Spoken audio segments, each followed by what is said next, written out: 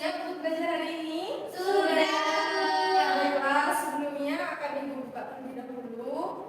Bismillahirrahmanirrahim. Assalamualaikum warahmatullahi wabarakatuh. Waalaikumsalam warahmatullahi wabarakatuh. Apa kabar semuanya? Alhamdulillah, luar biasa. Allahu Akbar. Alhamdulillah kalau kabarnya baik semua.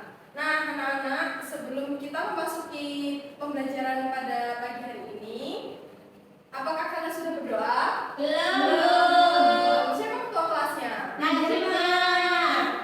Baik, ketua kelasnya silakan dibimbing teman-teman untuk berdoa terlebih dahulu. Bersiap-siap. Siap. Duduk yang rapi.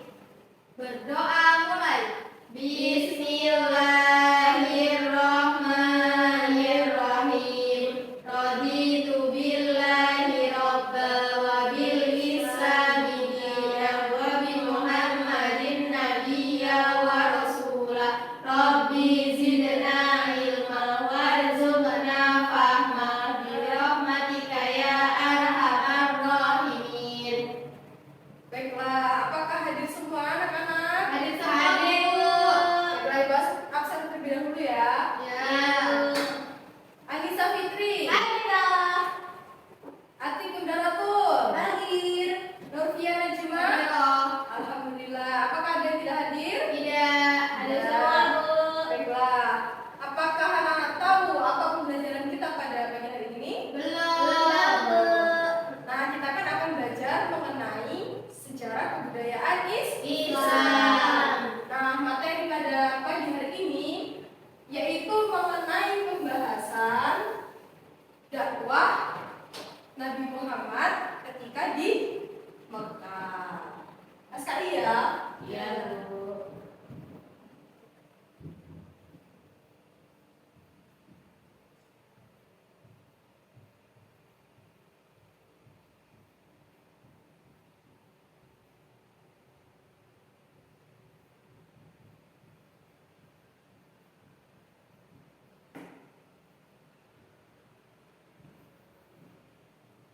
Nah, anak-anak, sebelum kita memasuki materi pada pagi hari ini, kebetulan materi kita pada minggu lalu yaitu mengenai apa? Ada yang masih ingat? Lupa.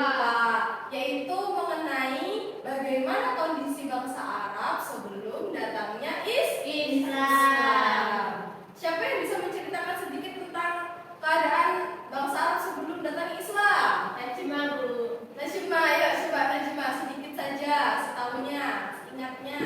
Nah, jadi sebelum bangsa Arab, sebelum datangnya agama Islam itu sangat jahiliyah, sangat bodoh. Maaf ya Bu, bahasa kasarnya bodoh. Ya. Nah, dulu itu banyak sekali kebiasaan-kebiasaan buruk orang Arab seperti judi, main mabuk-mabukan, dan misalkan orang Arab memiliki bayi perempuan itu sama mereka dibunuh karena mereka tidak mau menerima kenyataan. Nah, Atik dan Anis paham yang disampaikan dengan Najmah? Alhamdulillah. Bagus buat kalian yang bisa mengingat materi sebelumnya. Tepuk tangan kita. Ya, tepuk tangan kita. Aku menang jawab. Nah, benar ya yang pertama tadi, pada zaman jahiliyah, zaman Arab, bangsa Arab sebelum datangnya Islam itu disebut zaman jahiliyah. Karena bodoh ataupun kesesatan ya, penuh dengan kesesatan. Nah, yang kedua itu sama saja disebut dengan politisme. Terus kedudukan wanita itu di bawah atau rendah, terus banyak yang menyembah berhala itu tadi ya. Nah, kemudian ketika Rasulullah ini diutus menjadi nabi, beliau itu kan melakukan dakwah di Mekah ya. Dakwah di Mekah ini merupakan fase pertama nabi, yang mana dakwah ini berlangsung selama 13 tahun. Jadi dakwah di Mekah ini berlangsung selama 13 tahun. Nanti silakan ditulis ya. Ya, Bu. Nah, kemudian dari masa Rasulullah diangkat menjadi nabi hingga hijrahnya ke Madinah, dakwah di Mekah ini dikenal dengan dua fase, yaitu dakwah secara bersembunyi dan dakwah secara terang-terangan. terbuka atau terang-terangan. Nah, dakwahnya ini secara sembunyi-sembunyi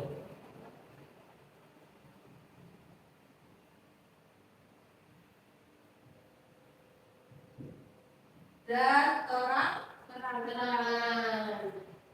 terangan. Nah, kemudian anak-anak, siapa yang pertama kali Rasulullah dakwahi secara bersembunyi-sembunyi? Keluarganya. Seperti siapa? Khadijah. Terus Abu Bakar. lagi Ali. Ada lagi Bilal bin Rabah. ya, itu adalah beberapa orang di antaranya. Ada Zaid bin Harisah juga. Kemudian punya Ali bin Abi Thalib tadi udah ya. Nah, kemudian anak-anak, ketika Rasulullah ini berdakwah secara diam-diam atau sembunyi-sembunyi, tujuan dakwah Rasulullah ini untuk menghindari demonstrasi keras dari kaum Quraisy yang pada saat itu memegang kekuasaan atau kepercayaan politisme tadi, yaitu menyembah berhala. Nah, kemudian setelah Rasulullah ini bisa berdakwah secara diam-diam, Rasulullah itu mulai berdakwah secara terang-terangan ataupun secara terbuka. Nah, setelah Rasulullah itu berdakwah selama 3 tahun, Rasulullah ini diperintahkan oleh Allah untuk berdakwah secara terbuka. Rasulullah mulai menyampaikan Islam di depan umum dan menyuruh penduduk Mekah untuk meninggalkan penyembahan berhala dan menyembah kepada Allah.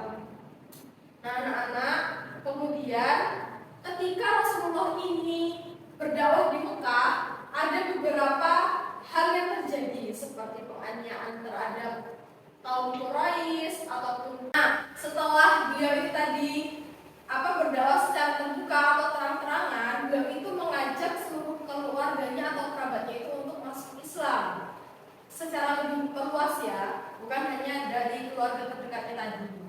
Kemudian anak-anak, adapun ketika Rasulullah itu berdakwah di Mekah, itu terdapat boikot ekonomi terhadap Bani Hashim, yang mana itu tuh tujuannya itu untuk mendesak Rasulullah agar berhenti berdakwah.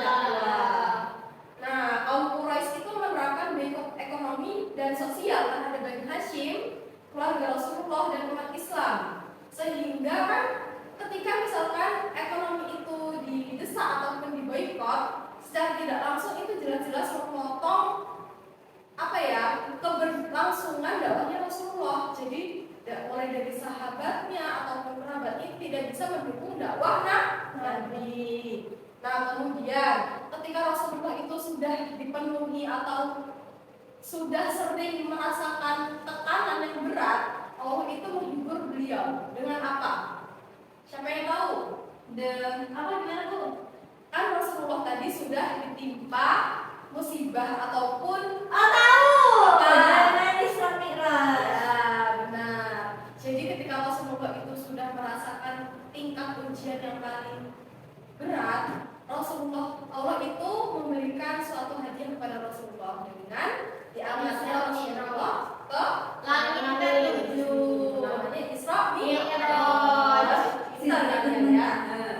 Iya. Yaitu perjalanan malam dari Masjidil Aqsa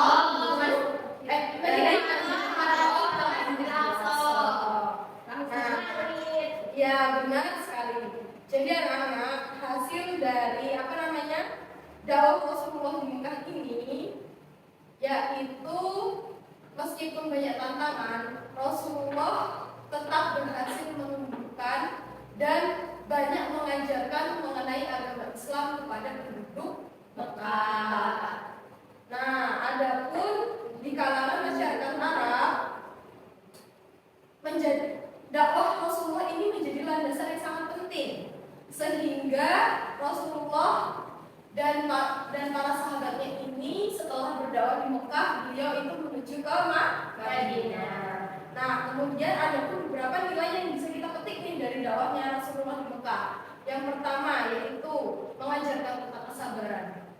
Seperti apa sabarnya Rasulullah, itulah yang harus kita terapkan dalam kehidupan Hari-hari. Nah, seperti keteguhannya beliau, pengorbanannya beliau, sikap ikhlasnya, rasa ikhlasnya, bagaimana beliau itu menerima cemoohan, menerima hinaan, kemudian beberapa kejahatan, tapi beliau itu tetap lapang dada dan ikhlas untuk menyebarkan agama Islam. Nah, itulah anak-anak, apalagi pada zaman saat ini nih, yang mana dunia itu begitu keras akan kehidupan yang merajalela ya, kehidupan dunia yang merajalela. Jadi kita harus terus merefresh keimanan kita agar kita itu tidak terbawa oleh arus. Nah, dari sejarah ini tadi, bagaimana cara Rasulullah berdakwah di Mekah ini tadilah yang dapat kita jadikan sebagai contoh. Baiklah, mungkin cukup sekian yang dapat Ibu sampaikan. Apakah ada yang ditanyakan? Tidak, Bu, Tidak cukup. Jika cukup, Ibu yang akan bertanya. Nah, tadi kan dakwah Rasulullah di Mekah itu berjalan selama 13 tahun. Pada fase pertama, ketika dakwah bersembunyi-sembunyi, Rasulullah menjalankannya selama berapa tahun? 3 tahun. 3 tahun. Berapa? 3 tahun. Bukan. Jadi selama 3 tahun. Pintar. Kalian pintar. Terus berarti yang secara terang-terangan itu berapa tahun? 10. Dah, mungkin ketika tidak ada yang ditanyakan, Ibu cukupkan. Nah, kemudian untuk tugas minggu depan nih, Ibu mau kalian melihat ataupun mengulas pemahaman tentang dakwah Rasulullah ini melalui video, baik itu YouTube ataupun yang lainnya. Bisa kan ya? Bisa, Bu. Nah, nanti ketika kita masuk di kelas ini, kita bisa sharing mengenai dakwah Rasulullah. Baiklah, cukup sekian Ibu sampaikan. Kurang dan lebihnya Ibu mohon maaf, dan kepada Allah Ibu mohon ampun. Marilah kita akhiri pembelajaran kita pada pagi hari ini dengan melafazkan alhamdulillah. Alhamdulillahirabbil alamin.